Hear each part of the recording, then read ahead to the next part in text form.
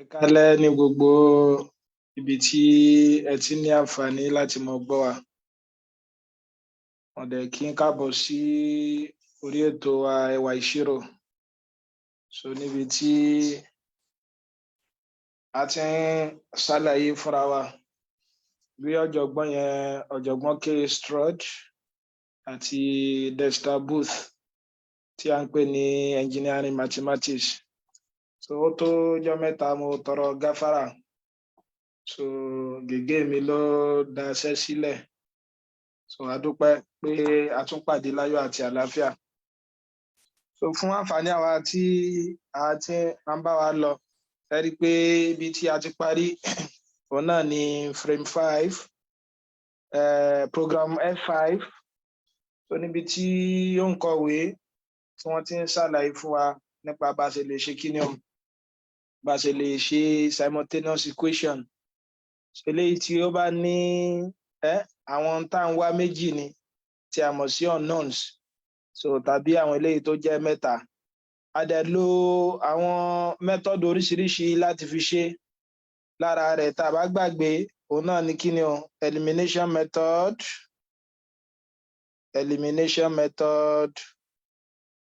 So a lo ara rẹ̀ náà ni substitution method. Kódà a ṣàlàyé graphical method bákan náà ẹ̀wẹ̀. So a ní àwọn eléyìí kò le rárá láti ṣe wọ́n. So a dẹ̀ sọ àwọn ọ̀nà eléyìí tó yá kánmọ́kánmọ́ tá a lè gbà láti fi mọ̀ ṣe irúfẹ́ àwọn ìṣòro bẹ́ẹ̀ fún àǹfààní àwa tí a ṣe ń darapọ̀ mọ́rọ̀ wa láti lọ sí àwọn fẹ́ràn eléyìí tí a ṣe kọjá. Ṣùgbọ́n lónìí a máa tẹ̀síwájú lórí ẹ̀kọ́ mìíràn, polynomial equations. So ọ̀jọ̀gbọ́n ní ìparí ẹ̀kọ́ yìí a mọ̀ so láti lè máa mọ̀ bá a ṣe lè ṣe kíni o, bá a ṣe lè ṣe quadratic equation. Pé simultaneous equation là ṣe lọ. So tá a bá ní quadratic equation kan sẹ́yìn pé simultaneous equation ní lórí tó dá lé lórí òun náà ní kíni o, linear equation. Bí àpẹẹrẹ tí n bá ní a1x plus b1y is equal to c1. Ẹ rí i pé linear equation lélẹ́yìí o, tó ti wá báwọn. Ṣùgbọ́n tí linear equation wa bá ti wá jù kan lọ, ìgbà náà lámọ̀ ní kíni o, tá wá fẹ́ wá ajá sí pé a mọ̀ wá wọn méjèèjì papọ̀, a máa wá tí x àti y ó mọ̀ jẹ́ papọ̀, òun là ń pè ní simultaneous equation. So ọ̀jọ̀gbọ́n tún wá tẹ̀síwájú, ó fẹ́ bọ́ sí kíni o, ó fẹ́ ṣàlàyé tí a ń pè ní polynomial equation. So ní inú ẹ̀kọ́ náà ó lámọ̀ ṣe kíni o, a mọ̀ nípa quadratic equation, bá a ṣe lè ṣe wọ́n pẹ̀lú àwọn kíni, àwọn oríṣiríṣi ọ̀nà mẹ́tẹ̀ẹ̀ta eléyìí tá a ti mọ̀ so fún nígbà tí a wà ní iléèwé gíga. So gẹ́gẹ́ bí àpẹẹrẹ bí factor method, so completing the square method àti quadratic formula. So bákan náà wẹ̀ ó lá máa mọ̀ bá a ṣe lè ṣe kíni o, bá a ṣe lè ṣe cubic equation bákan náà, eléyìí tó yẹ pé ó ní factor ẹyọ kan. Ẹ má gbàgbé pé nínú àlàyé tá a ṣe pé tá a bá ní polynomial, so ká pé mo nírú nǹkan báyìí pé as cube plus bs square plus cx plus d, ẹ rí i pé polynomial expression lélẹ́yìí o, yóò mọ di equation ká pé ń bá equate ẹ̀ sí nǹkan kan.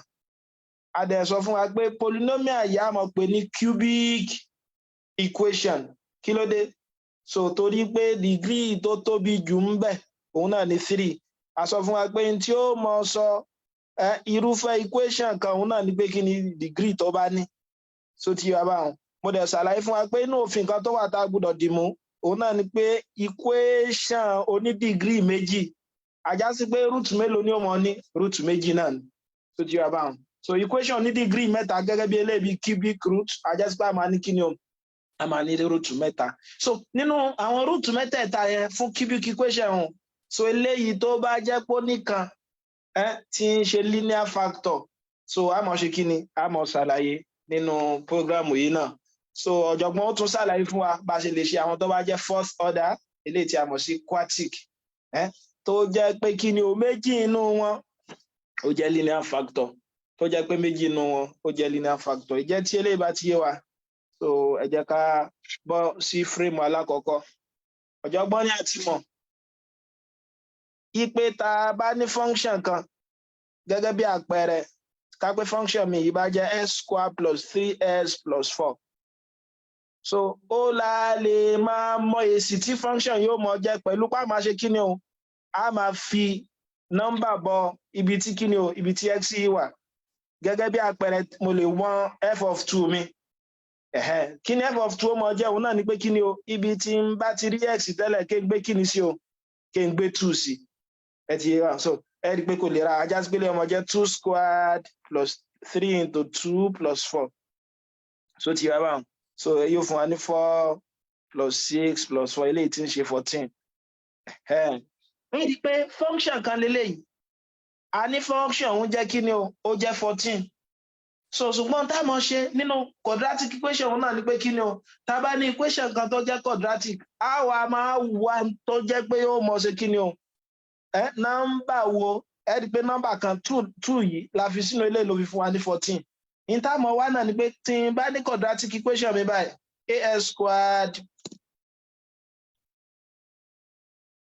as squared plus bs plus c is equal to 0. So tí èmi bá wọn ìyẹn máa wá ìyẹn tá a fẹ́ ṣe nígbà yẹn náà ni pé kí ẹ mọ wá ìyẹn tó jẹ́ pé mọ fi sínú kíni o, inú equation yìí tí ó mọ sọ dòdò. Ẹ ti gẹ́gẹ́ báwọn, so nọ́mbà àwọn gangan làwọn ẹ gbé nínú aláwọ̀kọ́ eléyìí tá a ti ṣe sẹ́yìn, nọ́mbà àti mọ̀ à ń fi sí, à ń gbọ́ èsì tí ó jẹ. Ṣùgbọ́n eléyìí òun náà ni pé kíni o, a ti mọ equation gangan, a wá wá nọ́mbà òun padà. So náà ni a fẹ́ ṣe kíni, òun náà la fẹ́ ṣàlàyé. Ọ̀jọ̀gbọ́n á ní kíni, tá a bá bẹ̀rẹ̀ pẹ̀lú quadratic equations, a lè mọ ṣe quadratic equation, a lè mọ wá pẹ̀lú kíni o, pẹ̀lú àwọn nílò ọ̀nà mẹ́ta. Pẹ̀lú ọ̀nà mẹ́ta. Ọ̀nà àkọ́kọ́ òun náà ni a mọ̀ sí factor, ẹ rí pé a ti ṣàlàyé rẹ̀ sẹ́yìn ní ráńpẹ́. So factor method. Ọ̀nà kejì òun náà ni kíni o, completing the square method. Completing the square method. Ọ̀nà kẹta òun náà ni kíni o, formula. So tí a mọ̀ sí quadratic formula. Ẹ máa lọ wo ẹ rí ẹlẹ́ẹ̀kejì tí a mọ̀ sí kíni o, tí a mọ̀ sí completing the square method. Látara rẹ̀ òun la fi ṣe kíni o, la fi mọ̀ tí láti yọ formula náà jáde, a mọ̀ ṣàlàyé. So nígbà tí a bá gba ẹ̀kọ́ síwájú bó la ṣe lè lo factor method. Gẹ́gẹ́ bí àpẹẹrẹ tí n bá ní x squared plus 5x minus 14 is equal to 0. Ẹ má gbàgbé quadratic equation ni o. Ẹ rí pé tí mo sọ fún wa nínú ẹ̀kọ́ tó kọjá ni òun náà ni pé ká tiẹ̀ tó dára wa láàmú, a gbúdọ̀ kọ́kọ́ gbé sínú agbọ́nrin kan. Kí lágbọ́nrin yóò mọ sọ fún wa o? Yóò mọ sọ fún wa bóyá equation yẹn bóyá ó ní kíni o, bóyá ó ní root àbí kò ní. So ti yẹ báwọn, yóò mọ ṣàlàyé fún wa bóyá equation yẹn ó ní kíni o, ó ní real root. Ẹ jẹ́ sọ báwọn, torí ó lè ní root mìíràn. Ẹ ti gẹ́ báwọn pẹ̀lú bóyá ó ní real root àbí kò ní real root. Òun náà ni pé kíni o, ẹ mọ sọ sínú tí a ń pè ní discriminant. Kí ni mo pe discriminant wa tá a bá gbàgbé, òun náà ni kíni b squared minus 4ac. Òun náà ni pé tá a bá fẹ́ mọ irúfẹ́ root ni pé kíni èsì tí ó mọ fún wa tá a bá ṣe equation yẹn tán. So tá a bá fẹ́ mọ irúfẹ́ root tí ó mọ jẹ́, òun náà ni pé àwọn gbé sínú discriminant wa. Tá a bá gbé sínú agbọ́nrin yìí, tó bá jẹ́ pé discriminant wa bá lọ fún wa ní tí a ń pè ní perfect square. Kí ni perfect square? Àwọn nọ́mbà tá a lè wá square root wọn. Ajá sí pé tó bá fún wa ní perfect square, kò láàjà tá a rí inú. Nọ́mbà òun a lè ṣe kíni o, a lè ní real factor ń bẹ̀. Ẹ ti get about, so ó ní factor, ó sì lè jẹ́ pé real number ni ó ṣe kíni o, òun ni ó gbé wá ń bẹ̀.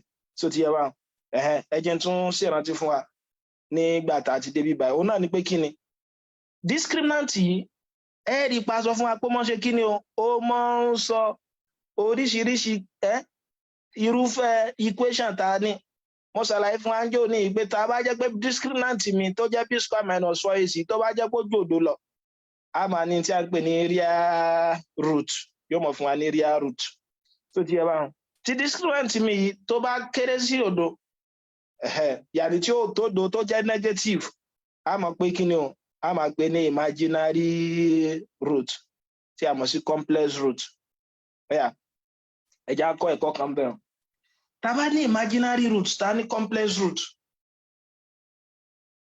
ẹ lè ní imaginary root tàbí complex root ló ní kíni o, ló ní bèjì-bèjì. Mo rò bó ti wá báwọn. Gẹ́gẹ́ bí àpẹẹrẹ nísìn, ká pé irú quadratic equation ni mò ń ṣe. Tí n bá wá mọ̀ pé imaginary root òun náà ni màá ṣe kíni o, òun ni màá ní. A já sí pé tí n bá ti mọ ọyọ kan, gẹ́gẹ́ bí àpẹẹrẹ ká pé ọyọ kan nù rẹ̀ jẹ́ x plus I. A já sí pé kí n má dára mi láàmú mọ́. So èyí tí ó mọ jẹ́ lẹ́ẹ̀kejì rẹ̀ yóò mọ jẹ́ conjugate ẹ̀. Ẹ dẹ̀ mọ́ gbàgbé afẹ́ débi complex number. Kí ni conjugate ilé ọmọ jẹ́ x minus I. So ti yàrá a já sí pé tí wọ́n bá sọ fún wa pé equation kan ó bá ní complex root mẹ́rin tí kan nù rẹ̀ wá jẹ́ s plus I tí kejì jẹ́ s minus 2I. Ẹ̀tún á ní kí ni méjì yòókù ọmọ jẹ́ kódà láì dára wa láàmú. A já sí pé méjì yòókù ọmọ jẹ́ kí ni o? S minus I, S plus 2I.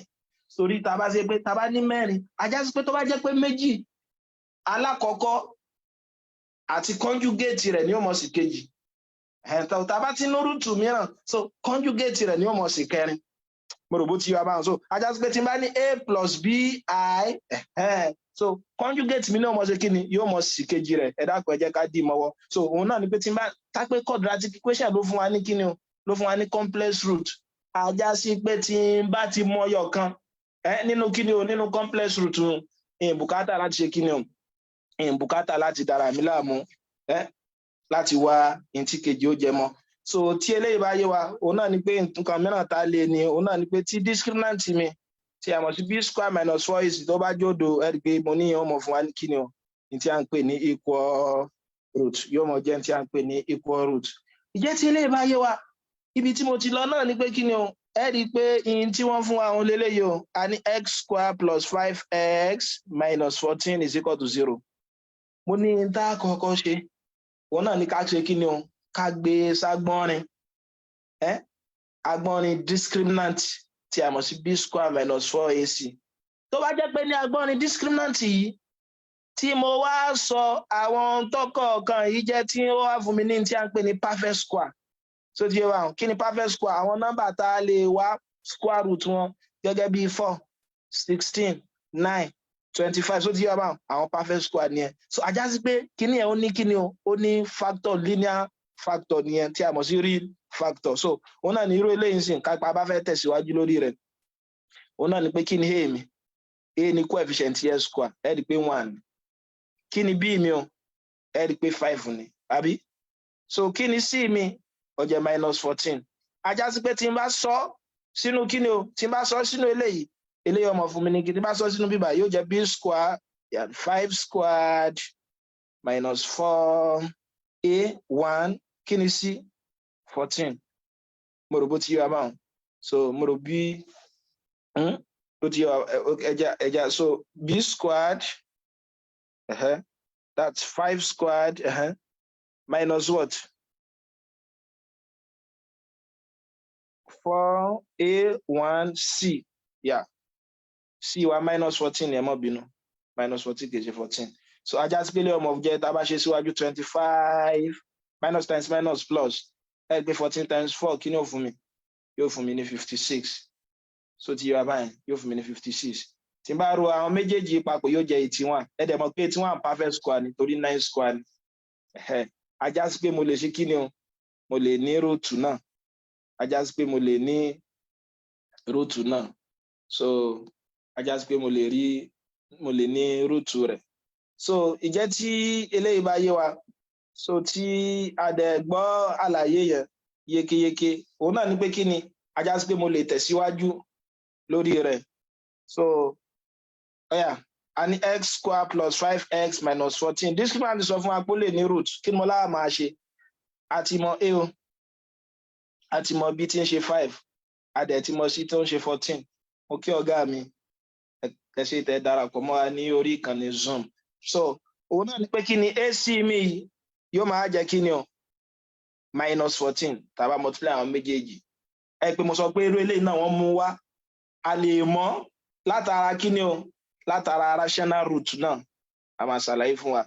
lẹ́yìn eléyìí tòun náà ni pé máa wo pé kí ni o nínú factor 14 factor ni nọ́mbà tó lè lọ́nu nọ́mbà kan kí làwọn nọ́mbà tó lè lọ́nu 14 a lè ní kí ni o a lè ní 1 bóyá positive àbí negative ẹ̀ a lè ní 2 bóyá positive àbí negative ẹ̀ bákan náà a lè ní 7 bóyá positive àbí negative ẹ̀ bákan náà a dẹ̀ lè ní 14 a wá wò pé kí ni o kí ni máa mú mo dẹ̀ ṣàlàyé fún wa tẹ́lẹ̀ pé kí ni o tá bá ní factor kan ẹ rí pé 14 nísìn àwọn factor ní 1 2 7 àti 14 a lè kó àwọn factor yẹn lóníbejì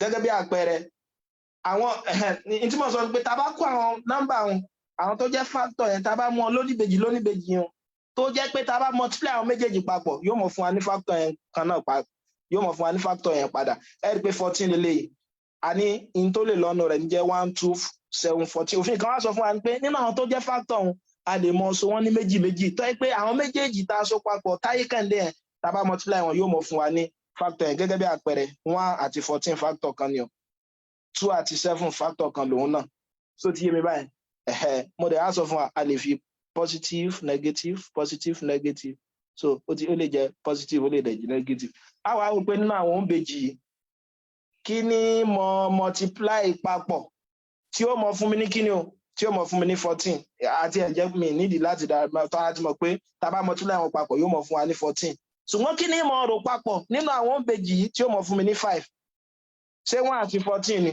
rárá o ẹ ti pé tó lè fún mi ní 5 ni pé kẹ́ ẹ mú kíni o kẹ́ ẹ mú 7 kẹ́ ẹ dẹ̀ mú -2 ṣe pé +7 -2 mo ní 7 mo ní náírà méjì lọ mo jẹ gbèsè náírà méjì ajá sí pé yóò fún mi ní 5 ajá sí pé tí ó mọ jẹ factor nìyẹn ṣèwádìí àwọn mo sọ fún wa ń gbà yẹn pé tá bá ti mọ àwọn òǹbejì eléyìí tó jẹ́ pé ó bélé yìí ṣiṣẹ́ á wá gbé wọn wá ẹ pé n tá à ń ṣe bọ̀ tẹ́lẹ̀ ní s² + 5s - 14 mo lá máa so s máwọn eléyìí àkàlàṣe tó bá jẹ́ pé kí ni o tó bá jẹ́ pé monic la ní yàtọ̀ ẹ pé wọ́n à ní coefficient tí highest power bíbá yà ní láti dára láàmú nígbà tá a ti mọ̀ pé 7 àti -2 ni mo lákàn mọ̀ fún pé s + 7 s - 2 ṣùgbọ́n lè mọ ọ̀rọ̀ gbọ́ bẹ́ẹ̀ tó bá jẹ́ pé tó jẹ́ coefficient tí s² bíbá yìí tí ì bá ṣe 1 tó ti yàrá ṣùgbọ́n tá a bá fẹ́ ṣe lọ́nà tó yẹ ká gbà ṣe òun náà ni pé kí ni àwa mélé báyìí so ajá sí pé lè mọ̀ jẹ́ x² eléyìí àwa fi ṣe kí ni o a fi sípò eléyìí padà yóò mọ jẹ́ +7s - 2s - 14 = 0 mo láwa ṣe kí ni o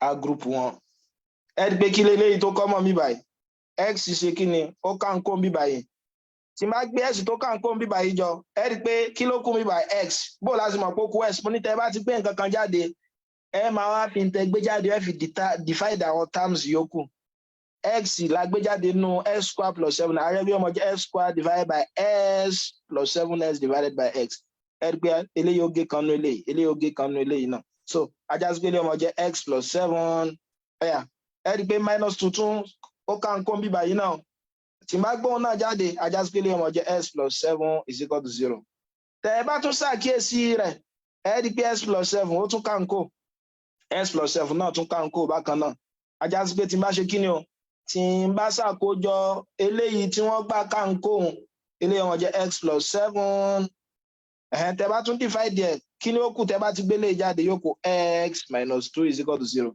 ẹ pé nǹkan náà yìí ta sọ pé tá ní mí báyìí òun náà la ní òun náà ní pé kí ni o tó bá jẹ́ wípé tẹ bá wo coefficient tí highest power tí a mọ̀ sí s² bí báyìí tó wá jẹ́ pé 1 ni a máa ń pè ní monic polynomial so òun náà ní pé kí ni o tá bá ti mọ̀ pé ó jẹ́ wà báyẹn tá ti wá wà wọ́n bèjì yẹn àbùkátà láti dára láàmú mọ́ kákan gbé síbẹ̀ yóò fún wa so a ti mọ̀ pé 7 àti -2 ni ajá sí pé kí ni o root ìṣesíwájú rẹ̀ x yóò máa jẹ́ x - 7 s + 7 s - 2 irú eléyìí tó fún wa mi báyìí náà ó yá s + 7 s - 2 = 0 tẹ bá fẹ́ tú eléyìí òun náà ni pé kí ni o nọ́mbà méjì tá a bá multiply wọn papọ̀ ó fún wa lódo òfin ìṣirò kan sì sọ pé kí ni o tí nọ́mbà méjì tá a bá multiply wọn papọ̀ tó bá jòdo ajá sí pé kan náà méjèèjì yóò mọ jẹ́ kí ni o yóò mọ jẹ́ òdo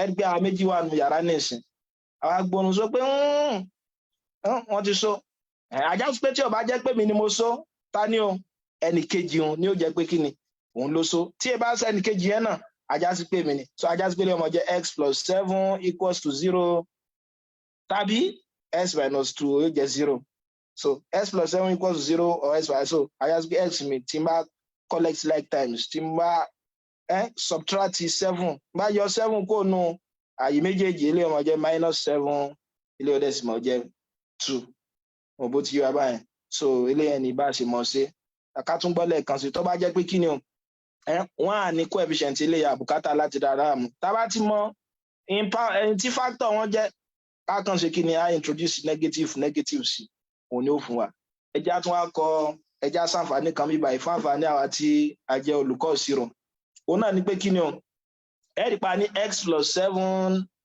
s minus 2 àbí ìntádẹ́sí mọ́ ń ṣàlàyé fún àwọn tó bá jẹ́ ọmọ akẹ́kọ̀ọ́ náà ni pé kí ni o tí wọ́n bá fẹ́ mọ̀ pé àwọn ò ṣàṣìṣe òun náà ni pé kí ni kí wọ́n multiply eléyìí padà kí wọ́n dá padà kí wọ́n rò pé bóyá kí ni o bóyá wọn ó gẹ́tì tí wọ́n ibi tí wọ́n ti ṣe kí ni ibi tí wọ́n ti factorize ẹ̀ bóyá wọn ó gẹ́tì ẹ̀ padà nínú àwọn ọ̀nà eléyìí tọ́tọ́ tàbí àwọn ọ̀nà tá a lè gbà mọ́ sọ fún wọn bóyá kí wọ́n mọ̀ fi kọ́ ni òun náà ni à ń pè ní FOIL method so FOIL method òun náà ni pé kí ni o alákọ̀ọ́kọ́ àtàlákọ̀ọ́kọ́ so ti yẹ báwọn wọn multiply ara wọn ẹ rí i pé yóò jẹ́ x square ẹlẹ́ẹ̀kejì àtẹlẹ́ẹ̀kejì àwọn náà ṣe ìparí àti ìparí wọn multiply ara wọn so ti yẹ báwọn so àwọn eléyìí tó wà nínú wọn multiply ara wọn so ti yẹ àwọn eléyìí tó wà níta náà wọn multiply ara wọn là ń pè ní kíni FOIL method ẹ rí i pé first lélẹ̀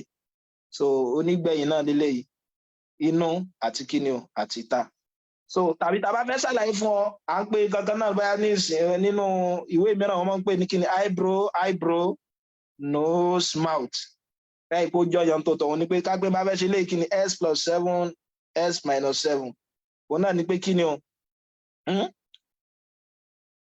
ojú bókílà máa ń pè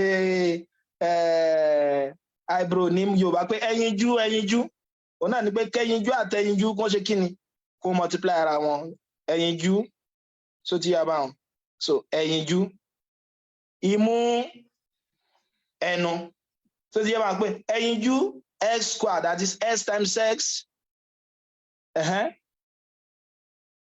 ẹnu ẹyinjú kejì so òun náà jẹ́ kí ni o x squared imú ẹgbẹ́lẹ̀ ìjọmú tó tọ́ 7x ẹnu minus 2x so ẹgbẹ́ tẹ bá pa wọn papọ̀ yóò mọ̀ fún wa ní kíni x square plus x square plus 7x minus 2x mo rò bó ti yọ abáwọn so eléyìí tí ó mọ̀ jẹ́ kíni so ṣé mi ò tí ì ṣe ṣé mi ò ṣe àṣìṣe eléyìí ọmọ jẹ́ kíni irọ́ eléyìí ṣe x square eléyìí 2x ẹ má bínú 2x 7x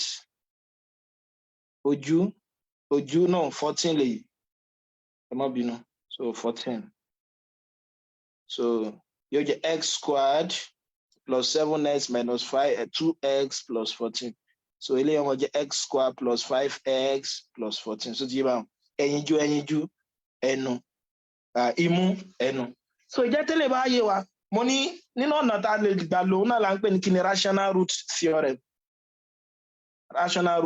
kíni rational root theorem ń sọ kìí ṣe gbogbo quadratic equation ló lè mọ fún wa ní root so ti yẹ bá ok ẹ jẹ́ sọ báyìí pé kìí ṣe gbogbo quadratic equation ló lè mọ fún wa ní rational root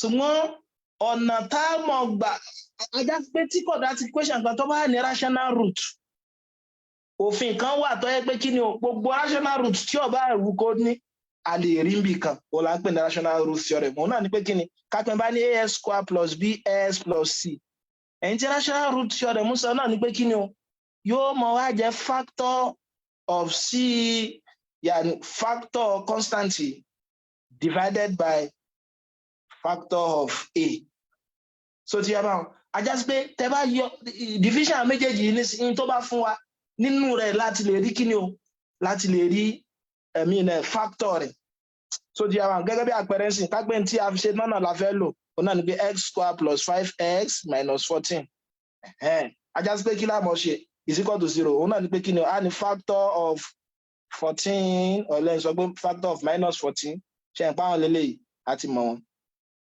náà ẹ mọ̀ dára yín lára ẹ kàn ní factor of 14 so plus or minus ẹ jẹ́ n bẹ̀rẹ̀ láti bí factor of 14 ẹgbẹ́ set ni o yóò máa fa plus or minus 1 plus or minus 2 plus or minus 7 plus or minus 14 so ti yá báwọn then factor of ya eléyìí coefficient the factor of 1 náà ni ajá sí gbogbo àwọn factor eléyìí tẹ́ bá divide ẹ̀ pẹ̀lú 1 ẹgbẹ́ tí ó mọ̀ fún wa ni ajá sí gbogbo àwọn tá a mọ̀ ní kódà a lè mọ̀ tí mọ̀ o ṣùgbọ́n àwọn rúùtù wa kò ní mọ̀ ju àwọn arákùnrin yìí lọ ooo so ti yá báwọn so kò ní mọ̀ ṣe kí ni o kò ní mọ̀ ju àwọn arákùnrin yìí lọ kò ní mọ̀ ju àwọn arákùnrin yìí lọ so eléyẹn ni bá ṣe mọ̀ ṣe kí ni o bá ṣe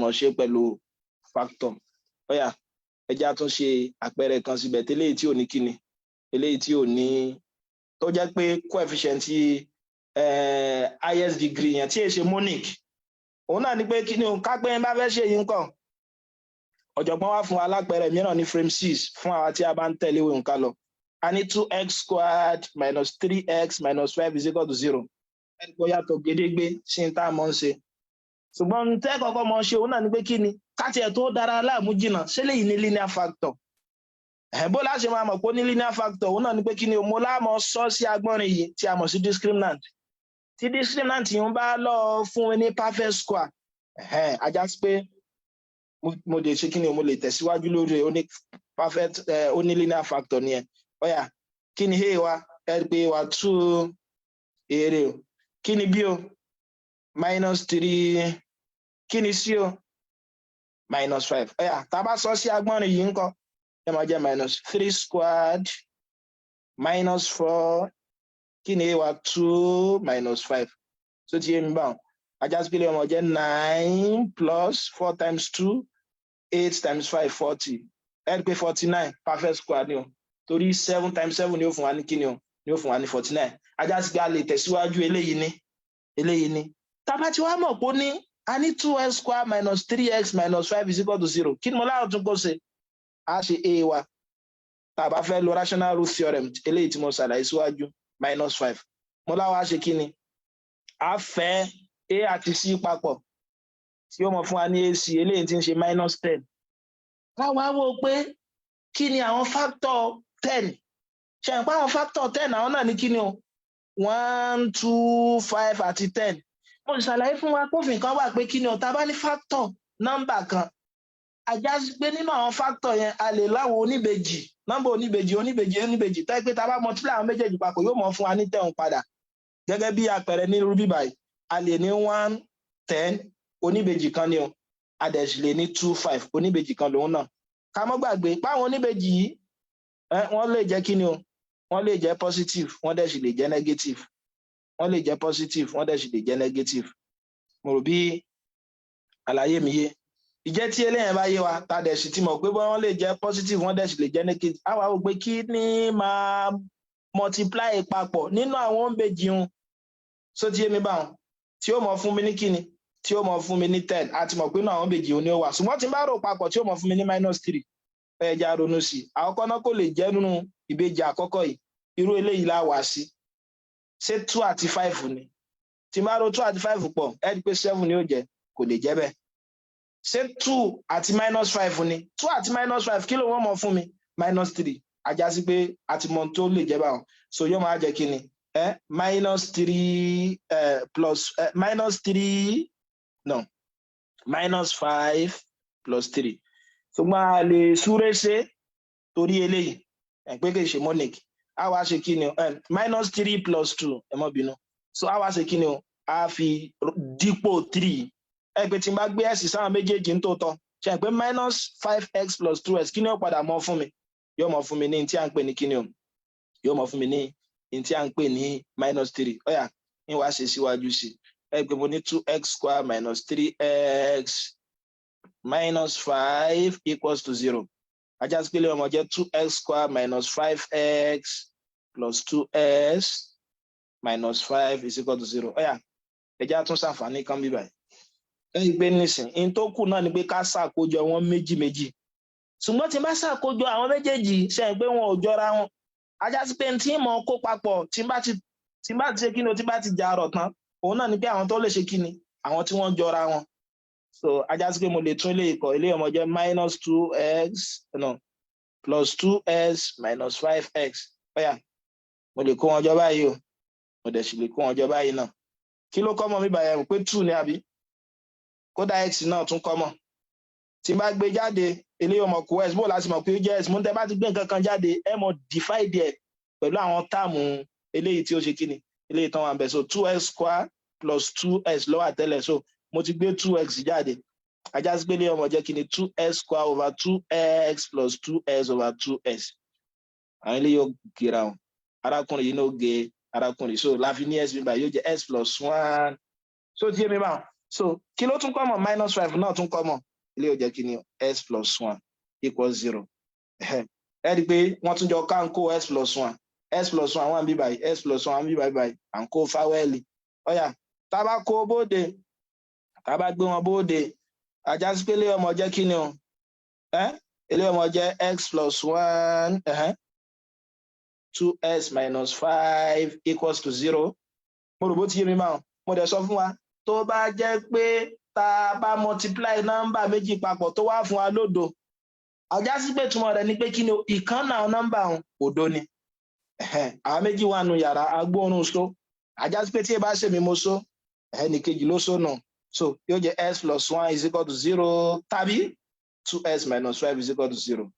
So tí mi bá. So ó yá, tí n bá ṣe síwájú sí eléyìí yóò jẹ́ s minus 1 tàbí kó jẹ́ 2s equal to 5. Eléyìí tí ń ṣe kíni o? S equal to 5 over 2.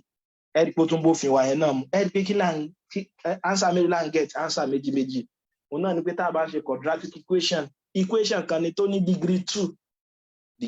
Answer méjì la mọ̀ get fún. Tẹ́ ẹ bá ń ṣe equation tó ní degree 3, answer mẹ́ta la mọ̀ get. Ló fi jẹ́ pé linear equation, answer kọ̀ọ̀kan náà ló máa ń ṣe kíni o? Ló máa ń fún wa. Ìjẹ́ tí eléyìí bá yé wa, ọ̀jọ̀gbọ́n wa tẹ̀síwájú ní kíni o? Ní frame kẹjọ, ibi tán ti fẹ́ mọ̀ ṣàlàyé kíni completing the square method. Completing the square method. Ọ̀dà. Ká pé bí mo ṣe ń ṣiṣẹ́ lọ, mo bá kan rú eléyìí ńkọ́ 6s square s square minus 6s minus 4 is equal to 0. A dẹ̀ ti ṣàlàyé fún wa ipe ń tá kọ́kọ́ mọ̀ ṣe òun náà ni pé kí ni o? Ká kọ́kọ́ gbé sínú agbọ́nrin yìí b square minus 4ac. Ká wá wò pé discriminant yìí só fún wa ní perfect square. Ajá sí pé tó bá fún wa ní perfect square, a lè tẹ̀síwájú. Ìyẹn ni pé kí ni o? Àwọn tí mò ń níwọ̀n linear factor ni. Ó yá, ẹ já ṣe bẹ́ẹ̀. Kí ni èmi ọmọ jẹ́ mi báyìí? 1. Kí ni b mi o? Minus 6. Kí ni c mi? Minus 4. Ó yá, tí n bá sọ wọ́n sínú agbọ́nrin, ajá sí pé màmá ni minus 6 squared minus 4. Kí ni a wa? 1. Kí ni c wa? Minus 4. Ajá sí pé ilé ọmọ jẹ́ 36 plus 4 tí ń ṣe 40. Ẹ dákun ṣe 40 sí perfect square ni? Àtijọ́ tèmi tí ń ṣe ìṣirò 16 ẹ mọ́ bínú plus 16. Ìmọ̀ pé 52 is a perfect square. Bóyá ọ̀gá mi ti wá ṣe ìṣirò débẹ̀. Ọ̀gá mi bò ni? Ṣé mò ń gbà? Ọ̀dà, ẹ ṣe lọ́pọ̀lọpọ̀. So òun náà ni pé kí ni? Ajá sí pé kò lè fún wa ní kí ni o? Kò lè fún wa ní linear factor. Torí pé gbà tá a ṣe discriminant rẹ̀ ń a get perfect square. Ọ̀nà èsì dímọ́nì 0. Ṣé ti gẹ́gẹ́ bá wọn? Tí wọ́n bá ní ọ̀nà dímọ́nì 0, òun náà ni pé tẹ bá ṣiṣẹ́ yín débì kan. Kò túmọ̀ sí pé tẹ bá get ẹ pé get ẹ ó ti tán síbẹ̀ o rárá o, kò tán síbẹ̀ o. And that's why ló fi jẹ́ pé nínú ìṣirò àìsọ pé kò sáńsá fún kíní yìí. Náà téèyàn bá mọ̀. Ẹ ti gẹ́gẹ́ bá wọn. So ẹ pé wọ́n ní sánmọ̀ lópin. Ṣé ẹgbẹ́ ni tí Ọlọ́run tó dá sánmọ̀ mọ ibi tí sánmọ̀ lópin sí.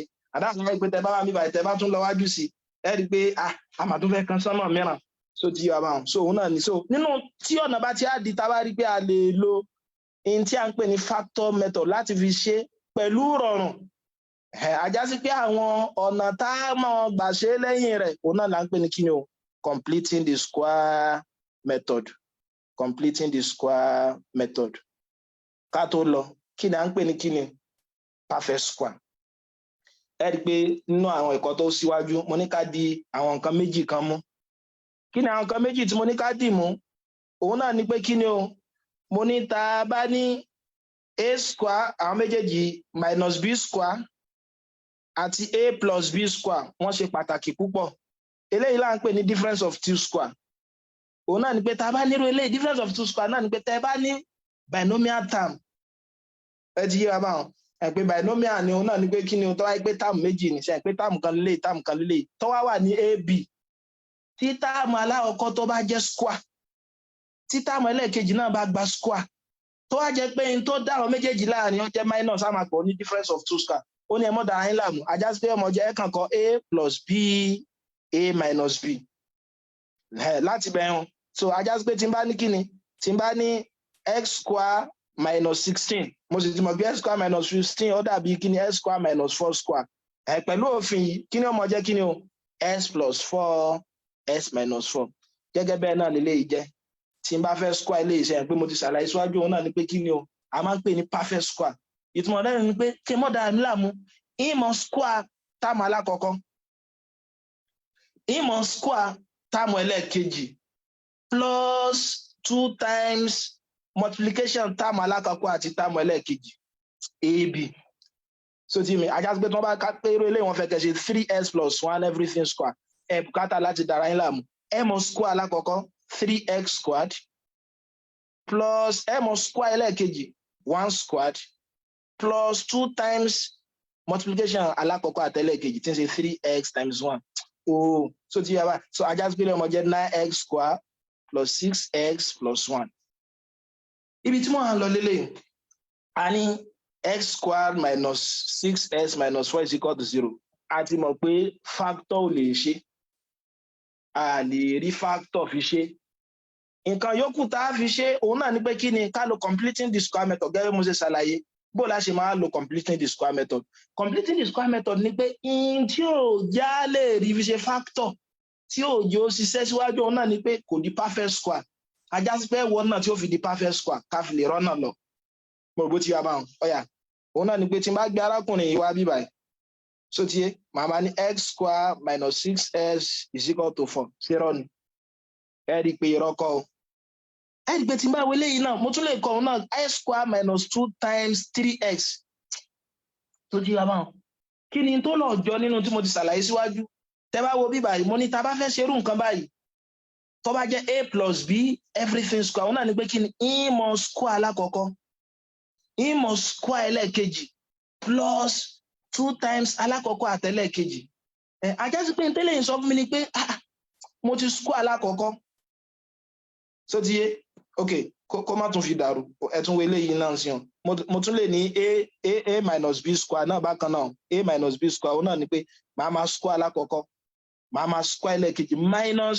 2 times alákọ̀ọ́kọ́ àtẹlẹ́ẹ̀kejì so ti yé wa báyìí ó yá ẹ̀yin náà wá wò pé kí ni wọ́n ti square alákọ̀ọ́kọ́ a sì mọ̀ pé ẹkún square ẹlẹ́ẹ̀kejì àárín ń bẹ́ àbí a sì tún ti rí minus 2 times product 2 times ajá sí pé tí ó mọ wà in tó kù tẹ́lẹ̀ yóò fi tí ò ti fi tí di perfect square tó náà ni pé kí n sọ pé plus ẹlẹ́ẹ̀kejì 3 square ooo ṣe gbálàyé mi yé òun náà ni pé ẹ orí ẹ̀ táwa a plus b everything square òun náà ni pé kí n ìmọ̀ square alákọ̀ọ́kọ́ ìmọ̀ square ẹlẹ́ẹ̀kejì àbí then plus 2 times ab ajá sí pé tẹ́lẹ̀ yóò bá sí ń bẹ̀ báyìí tí b square yóò bá sí ń bẹ̀ ká pé b square yìí wá ṣàpamọ́ fún wa ajá sí pé kí ni ó mọ̀ sọ fún wa pẹ̀lú àlàyé tá a ti gbọ́ yé òun náà ni pé kí ni nǹkan kan tún kù kí ni tó kù àti rálá kọ̀ọ̀kọ́ àti square rẹ̀ a sì ti rí 2 times product àwọn méjèèjì ajá sí pé èwo lẹ́lẹ́ẹ̀kejì tó yẹ kó gba square tó ti sá lọ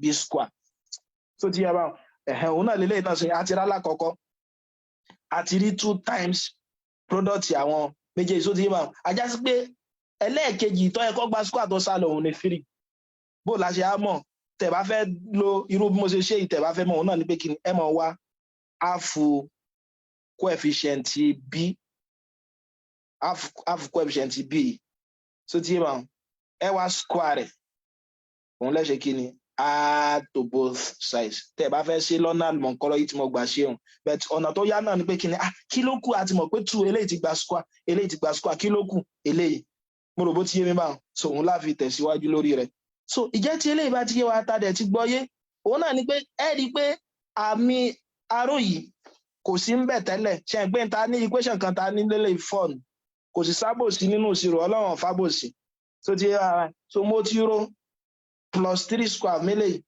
ajá sí pé kí ni mo gbọ́dọ̀ ṣe fẹ́lẹ̀ kejì náà òun náà gbọ́dọ̀ jẹ́ plus 3 square so ti yé mi báwọn ọ̀yà ẹ rí i pé tẹ́ bá tẹ̀síwájú lórí ẹ̀ ilé ọmọ jẹ́ x square minus 2 times 3x plus 3 square is equal to 4 plus 9 àbí bẹ́ẹ̀ kọ́ ni mo dẹ̀ ní eléyìí ẹ mọ́ dára yín láàmú tẹ́ ẹ bá mọ̀ pé bó ṣe yẹ kẹ́ sí òun náà ni pé kí ni ẹ wá áàfù 6 ẹ wá square rẹ̀ kẹrù mọ́ both sides so ajá sí pé ilé ọmọ jẹ́ kí ni kí leléyìí jọ kí n tó sọ pé ká multiply alákọ̀ọ́kọ́ ká square alákọ̀ọ́kọ́ ká square ẹlẹ́ẹ̀kejì ká yọ kó nínú kí ni o 2 times alákọ̀ọ́kọ́ àti ẹlẹ́ẹ̀kejì bó mo ṣe ṣe kí ni bó mo ṣe mọ̀ òun náà ni pé kí ni in tó wà ní x minus 3 square ṣèrọ ọ̀dà tó bá dàbí rọ́ọ̀yà ẹsẹ̀ léyìí pẹ̀lú àlàyé tí mo ṣe síwájú òun náà ni pé kí n ta bá nírú nǹkan báyìí tó jẹ́ perfect square náà ni pé a mọ̀ square alákọ̀ọ́kọ́ a mọ̀ square ẹlẹ́ẹ̀kejì bẹ́ẹ̀ torí pé minus ló nínú yóò jẹ́ minus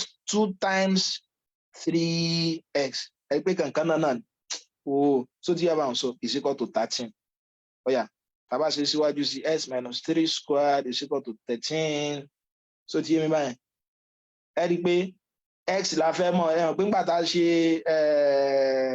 changing of subject of the formula mo lẹ́kọ̀ọ́kọ́ mọ̀ pé kí ni ń dá wa dúró sẹ́yìn pé 2 yìí ní ń dá wa dúró òun lọ̀tá rẹ̀ kí ládẹ̀ fi mọ̀ pa 2 tí ń ṣe square yẹn square root ajá sí pé ẹ mọ̀ square both sides ẹ mọ̀ fún wa square root to both sides ẹ mọ̀ jẹ́ square root of x minus 3 squared is equal to plus or minus square root of 13 òbó yìí wá bó ṣe jẹ́ plus or minus square root of 13 tá a bá ní square òun náà ni pé kí ni máa multiply pẹ̀lú ara rẹ̀ lẹ́ẹ̀mejì tí ó mọ̀ fún mi ní nọ́mbà kan tí bá ní square root of x kí ni máa multiply pẹ̀lú ara rẹ̀ lẹ́ẹ̀mejì tí ó mọ̀ fún mi ní x so tí mi báwọn tí bá ní square root of 9 square root of 9 is a 3 lásán plus or minus 3 ni pẹ̀lú òfin pé kí ni máa multiply pẹ̀lú ara rẹ̀ lẹ́ẹ̀mejì tí ó mọ̀ fún mi ní 9 so tí mi báwọn 3 times 3 9 ọba ṣiṣẹ́ minus 3 times minus 3 òun náà jẹ́ 9 so the gẹ́gẹ́ bẹ́ẹ̀ náà ní tẹ́bá ní cube root of 27 kí ni máa multiply pẹ̀lú ara rẹ̀ lẹ́ẹ̀mẹ́ 3 tí ó mọ̀ fún mi ní 27 ẹ rí pé 3 ni àbí so 3 times 3 times 3 so gẹ́gẹ́ bẹ́ẹ̀ náà ní àkótán pé n root of x pé kí láà máa multiply pẹ̀lú ara rẹ̀ lẹ́ẹ̀mẹ́ n tí ó mọ̀ fún wa ní x ẹ rí pé tá a bá ṣe lè síwájú sí eléyà àti eléyà ó sì kí ni ó gèrà wọn iná máa jẹ́ x equal x minus 3 equals to plus or minus root 13 yóò máa jẹ́ kí n tẹ́ bá gbárakùnrin yìí wà tà yóò jẹ́ 3 plus or minus root 13 ẹ̀dẹ̀ má gbàgbé kí ni root 13 tẹ́ bá tẹ calculator yín ẹ lè fi answer yín sílẹ̀ báyìí then tí wọn bá fẹ́ kẹ́ fílẹ̀ bẹ́ẹ̀ báyìí wọ́n fẹ́ kẹ́ fi sí decimal form f wá root 13 látọ̀dọ̀ mi bíbá yóò jẹ́ 3.6056 ẹ pé tẹ́ bá ṣe síwájú sí plus or minus pé ajá sí ps mi ọmọ jẹ́ 3 plus 3.6056 tàbí 3 minus 3.6056 so tí mi bá so ẹ pé tẹ́ bá rí ilé ìpapọ̀ ajá sí ps mi lè jẹ́ kí ni o 6.606 ó ti yé tàbí s lè jẹ́ kí ni o minus 0.606 so minus 0.606 minus 0.606 mo bí ilé yẹn ti yé wa ilé yẹn ní bá ṣe mọ̀ lo completing the square method ọ̀yà ṣé kí n fún alápẹ̀rẹ̀ kan sí ká tó lo bá ṣe lè lo formula fi ṣe ẹja súré sí ilé yìí bó ni tá bá ní irúfẹ́ ilé yìí ńkọ́ tá bá ní irúfẹ́ ilé yìí ńkọ́ a ní x squared ẹ̀ẹ́dìpọ̀ yàtọ̀ sí àwọn tá a ti ṣe bọ̀ tẹ́lẹ̀ plus 5s tẹ́ bá wo frame 12 minus 3.5 is equal to 0 kí mo láàkọ́ ṣe ẹ̀ẹ́dìpọ̀ tẹ́ bá sọ eléyìí sínú discriminant wa b square minus 4ac kò lè fún wa ní kíni o kò lè fún wa ní perfect square ẹ̀ pé b square yóò máa jẹ́ 5 squared minus 4 times 3.5 squared so ti yé mi báwọn so kí ló yẹ tá a fi mọ̀ eléyìí yóò jẹ́ 25 so ti yé tẹ́ bá multiply eléyìí 9 times kíní kan so ó ti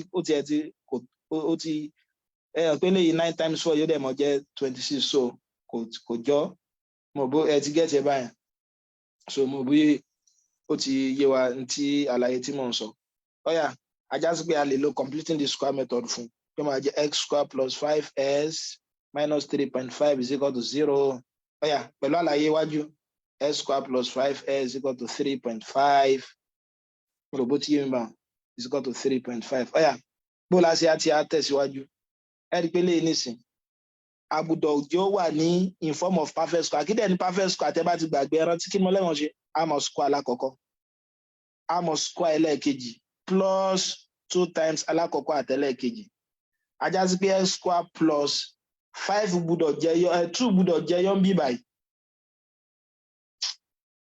mo bó ti yé mi báwọn 2 gbúdọ̀ jẹyọ ń bí báyìí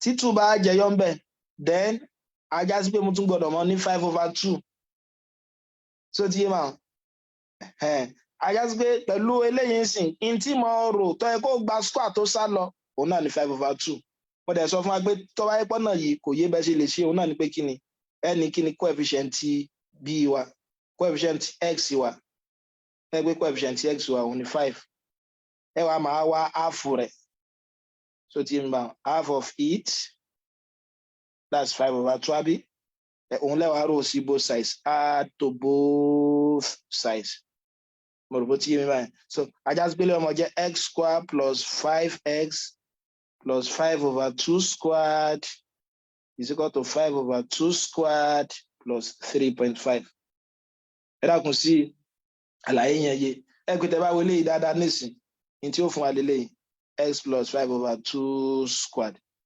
mo bó ti yọ aṣọ yọ abó ṣe jẹ́ bẹ́ẹ̀ torí lẹ́yìn sìn mo lè tún kọ tí ó mọ jẹ́ kí ni x squared plus 2 times 5/2x then plus 5/2 square ẹ rí pé ta ṣe ń bẹ náà nípa àti square alákọ̀ọ́kọ́ àti square ẹlẹ́ẹ̀kejì plus 2 times product alákọ̀ọ́kọ́ àtẹlẹ́ẹ̀kejì so òun ló fi fún wa lélẹ̀ is equal to eléyìí ọmọ jẹ́ kí ni 25/4 plus 3.5 so tí wá báyìí tá a bá ṣe léyìí síwájú sí yóò jẹ́ x plus 5/2 squared equals to tó ti yé 6.25 tẹ́ bá ṣe méjèèjì yẹn so tá a bá ṣe méjèèjì yẹn yeah so torí 5/2 ẹ̀ pé 5/2 ọmọ fún wa ní kíni ẹ̀ pé 5/2 yóò jẹ́ 2.25 àbí so 5/2 2.5 times 5/2 yóò mọ̀ fún wa ní 6.25 plus 3.5 so tí èmi báwọn tá a bá ṣe síwájú sí ilé ó jẹ́ x plus 5/2 squared equals to 9.75 ẹ bá ro méjèèjì papọ̀ so ajá sí pé take square root of both sides taking square root of both sides so kí ni yóò máa jẹ so màá máa ní kí ni x plus 5/2 square root plus or minus square root of 9.75 yóò jẹ x plus 5/2 plus or minus so square root of eléyìí tẹ́ bá tẹ̀ sínú ẹ̀rọ ìṣirò yín yóò fún yín ní 3.122 tí wọ́n bá ní kẹ́ fílẹ̀ lè fílẹ̀ ní short form tẹ̀ ní ṣe rárá ilé ọmọ jẹ́ x equal to 5 minus 5/2 tàbá gbélé wàtà plus or minus 3.122 so tí yóò bá wọn adẹ̀ tí mo pé minus 5/2 iná lè jẹ́ 2.5 o plus or minus 3.122 plus or minus pé plus tàbí minus so ilé ọmọ jẹ́ s minus 2.5 plus 3.122 so eléyìí tí ọmọ fún wa ní kíni ẹ bá ṣe dáadáa sí 0.622 so ti yé tàbí or s equal to minus 2.5 minus 3.122 so yóò mọ̀ fún wa ní minus 5.62222 so ìyẹn ní kíni ìyẹn ni fún completing the square method. Mo bí ó ti yé wa, ṣé ìbéèrè kan wà bí kò sí? So nígbà tí kò bá sí ìbéèrè, a wá lò kí ni? A lò completing the square method wa. A fi wá ní tí a ń pè ní quadratic formula. Èyí tí ọ̀pọ̀lọpọ̀ máa ń pè ní almighty formula. Kì í ṣe almighty formula, quadratic formula. Tọ́tọ́ bá ní nǹkan almighty ní gbogbo ní sí. Ó ní ibi tóun náà lè ṣiṣẹ́ mọ́. So ti yà fáwọn. Ọ̀yà, ọ̀jọ̀gbọ́n wa bọ́ sí kí ni o? Ó bọ́ sí frame kẹrìnlá, solution by formula. Ó la lè wá fọ́múlà tá a fi lè mọ ṣe kí ló pọ̀ ẹ́ pé fọ́múlà ní ìta wá ní area of circle. A ti mọ̀ pé kí ni pi r square ní ó jẹ́. Area of rectangle fọ́múlà ni kò bùkátà láti dá láàmú ká kàn gbé sínú fọ́múlà ká mọ̀. Ṣùgbọ́n tá a bá fẹ́ wá fọ́múlà tá a fi lè mọ ṣe léyìí náà, kọ́kọ́rọ́ tó lè mọ ṣe, èyí tá a lè mọ lò, òun náà ni kí ni o? Òun náà ni completing the square method. Ọ̀yà, ẹ já tẹ̀síwájú pẹ̀lú àlàyé eléyìí tá a ti ṣe lẹ́ẹ̀kan. Mo ní tá a kọ́kọ́ ṣe òun náà ni pé kí ni o? Ká kọ́kọ́ gbé arákùnrin constant yìí ká gbé bóde bí wọ́n jẹ́ minus c. So ti yé mi báwọn. Ọ̀yà, mo ní tó bá jẹ́ pé pẹ̀lú àlàyé tí mo ṣe lẹ́ẹ̀kan pẹ̀lú a plus b square la fẹ́ lò, alámọ̀ square alákọ̀ọ́kọ́, àmọ́ square ẹlẹ́ẹ̀kejì plus 2 times product alákọ̀ọ́kọ́ àtẹlẹ́ẹ̀kejì tí ń ṣe ab. Ẹ rí pé tẹ́ bá wọlé yìí nísìn, ó yẹ kí a gbé 2, ó yẹ kí 2 wà níbí, àbí? Ṣùgbọ́n kò sí níbẹ̀ àti fi sí, níwọ̀n gbà tá a ti fi sí yun, tá a bá fẹ́ ṣèrú, tá a sì fẹ́ purọ́, òun náà ni pé a gbọ́dọ̀ gbé sísàlẹ̀ rẹ̀ náà so that kó lè mọ jẹ́ pé 1 ni, ẹ pé àkọ́ nǹkan kan rárá. So ti yé mi báwọn, bx. Ẹ rí pé tẹ́ bá wò kí ló fẹ́ dàbí pa fi sí tó jẹ́ nǹkan tuntun, b/2. A já sí pé b/2 yẹn ni ó gba square. Lọ́nà àkọ́kọ́ ni ẹ mo ní tó bá yẹ pé fẹ́ ṣe ní wùrúwúrú tó di answer. Ṣùgbọ́n mo ní ọ̀nà míì tẹ́lẹ̀ gbà ronú ẹ̀ ní òun náà ni pé kí ni o? Nígbà tá a ti mọ̀ pé n tó ń fún wa nìyẹn, mo lẹ́ẹ̀mọ wá coefficient x wa. Lẹ́yìn tẹ́ bá ti gbé constant yẹn jáde, kí ni coefficient x? Ṣe ń pé b ni àbí? Lẹ́yìn rẹ̀, ẹ wá ìlàjì rẹ̀. Kí ni ìlàjì b? Òun náà ni pé half times b yóò mọ̀ fún wa ní b/2. Ẹ wá square rẹ̀. Square it, so b/2 everything square. Ajá sí pé òun láàmú ọrọ̀ mọ́ kí ni o? Mọ́ àyè méjèèjì, ẹgbẹ́ méjèèjì yóò máa jẹ́ as square plus bx plus b/2 squared. Ní tí n bá ṣe fún Táyé gbogbo ṣe kí ni? Gbogbo ṣe fún Kẹ́hìndé b/2 squared minus c. So ti ń bá wọn. Tẹ́ bá ṣàkíyèsí eléyìí, ẹ dákun kí leléyìí jọ. Ẹ gbọ́ dàbí ká sọ pé kí ni o? Ax. Mo ti ṣàṣìṣe. Ẹ má bínú. Ká tó tẹ̀síwájú, kó tó dípa lè ṣe, eléyìí gbọ́dọ̀ jẹ́ ó gbọ́dọ̀ ní 1. Ó gbọ́dọ̀ jẹ́ monic. Ẹ má bínú, ẹ jẹ́ n parẹ́. Àti ṣe iṣẹ́ púpọ̀ náà ń bẹ, òun lélẹ̀. Ẹ kọ́kọ́ gé eléyìí kúrò. So we divide through by a. So ilé ọmọ jẹ́ kí ni as squared over a plus bs over a is equal to minus c over a. So eléyìí ó gera àwọn àbí kí la nílẹ̀? S squared plus b over ax equals to minus c over a. Ọ̀yà, mo ní kí ni o? A kọ́kọ́ wá coefficient s. Kí ni coefficient s? b over a. Àbí? A wá lájì rẹ̀. Kí ni lájì rẹ̀ ó jẹ́? Half times b over a yóò mọ̀ fún wa ní kí ni? b/2a. A wá square rẹ̀. So in tá bá square òun tí ń ṣe b/2a everything square, òun láàrò sí àyè méjèèjì. So ti yé mi báwọn. Yóò jẹ́ x square plus b over ax plus b/2a squared. In tí bá ṣe fún Táyé mo gbọ́dọ̀ ṣe kí ni? Mo gbọ́dọ̀ ṣe fún Kàndé, òun náà jẹ́ b/2a squared. So ti yé mi báwọn, minus c over a. Sáà ń gbọ́ wa. So ti yé. So ẹ rí pé tẹ́ bá wo eléyìí nísìn, ó ń dàbí kí n fẹ́ expand eléyìí s plus b/2a everything square.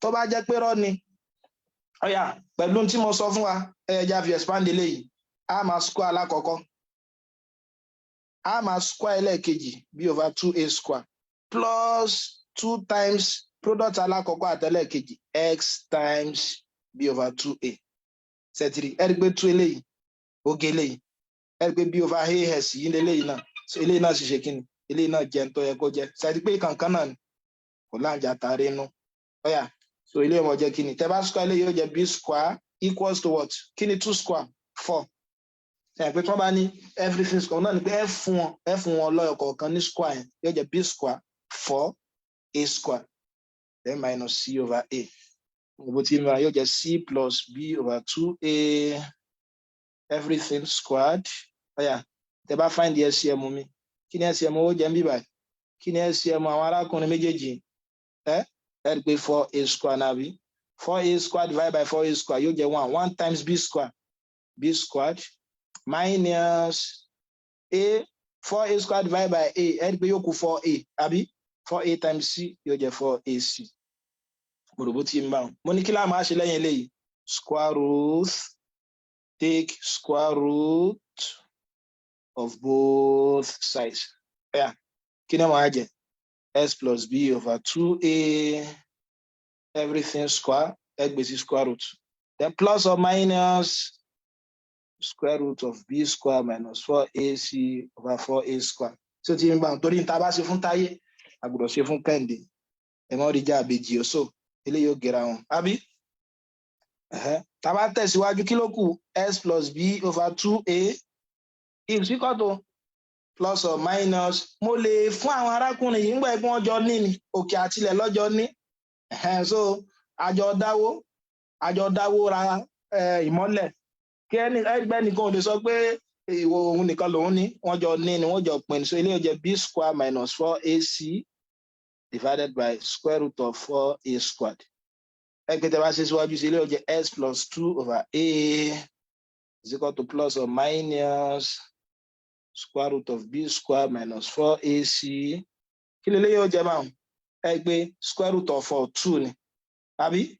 Torí wọ́n jọ ní square root ẹ fún ọlẹ́ ọ̀kọ̀ọ̀kan square root of 2. Square root of a square square oge square root eléyìí okùn a. Àbí? Yẹ máa jẹ́ kí ni s plus b over 2a is equal to plus or minus square root of b square minus 4ac over 2a. Ọ̀yà, ẹ bá gbé ọkùnrin àgbẹ̀ yìí tẹ́ gbé wá bí báyìí, yóò jẹ́ x equals to plus ni yóò mọ̀ di minus mi báyìí. Minus b over 2a plus or minus square root of b square minus 4ac over 2a. So ti yé mi báwọn. Ọ̀yà, tá bá ṣe LCM ńkọ́, yóò jẹ́ 2a àbí? 2a mélòó láàrin inú 2a 1 minus b plus or minus 2a mélòó láàrin inú 2a 1 square root of b square minus 4ac. So eléyìí ni kíni? Eléyìí ni quadratic formula wa. Ajá sí pé tá bá ṣe kíni à ní bùkátà láti dá láàmú. Ká pé mo fẹ́ fi ṣerú eléyìí sìn. Òun náà ni pé ká pé ń bá ní 2s square minus 3s minus 4 tí mo á fẹ́ lo formula fún òun náà ni pé tí n kọ́kọ́ ṣe ni pé màá kọ́kọ́ mọ a mi tí ń ṣe 2. Màá mọ b mi ẹ rí pé kí ni b mi minus 3. Màá mọ c mi tó jẹ́ minus 4. Màá wá gbé sínú formula. Kí dẹ̀ ni formula wa? Minus b plus or minus square root of b square minus 4ac over 2a. Ọ̀yà, ibi tí n bá ti rí a ń gbé 2 sí, ibi tí n bá ti rí b minus 3, ibi tí n bá ti rí c minus 4. Yóò mọ̀ jẹ́ kí ni minus times minus 3 plus or minus square root of what? Minus 3 squared minus 4 into 2 into minus 4. So ti yé wa báwọn. Over 2a 2 times 2. So ti yé ajásígbélé ọmọ jẹ́ 3 plus or minus square root of 9 àbí minus times minus plus 4 times 4 so ilé ọjẹ́ 32. So ti yé wa báyẹn over 4. So x ọmọ á jẹ́ kí ni 3 plus or minus kí ni 32 plus 9 òun mọ̀ jẹ́ 41 over 4.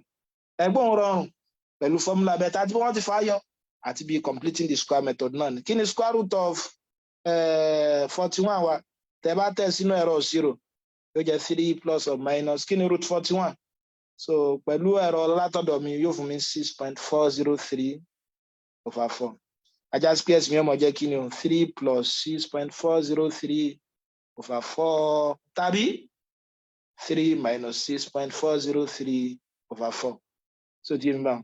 Ẹ má gbàgbé èsì méjì náà láàmú get torí kí ni quadratic equation la wà pẹ̀lú òfin pé tá a bá ṣe kí ni o tó bá jẹ́ wípé degree kan ni mo ní so ti yé mi báwọn degree kan a já sí pé solution mi root mi ọ̀yọ̀kan ní mo ní so tí n bá ní degree mi tó bá jẹ́ pé quadratic degree méjì ní tá ń pè ní quadratic a já sí pé èsì méjì ní mo ní tí a mọ̀ sí root so torí àkókò ti lọ púpọ̀ so a mọ̀ dúró ní bíbáyìí ní alẹ́ tòní lágbára Ọlọ́run a mọ̀ tẹ̀síwájú ní ọ̀sẹ̀ tó ń bọ̀ láti bí cubic equation so mo dúpẹ́ púpọ̀ ní ọwọ́ àwa tí a darapọ̀ mọ́ wa so ní orí ètò lónìí so mo dẹ̀ dúpẹ́ lọ́wọ́ àwa tí a ṣe kíni ta fi sọwọ́ sí ọ̀pọ̀lọpọ̀ àwọn èèyàn náà so mi mọ̀ tí a bá ní ìbéèrè kan àbí ìbéèrè mìíràn so ní àwa tí a wà ní ìkànnì Facebook ni àbí àwa tí a wà ní orí Zoom pẹ̀lú mi níbí báyìí.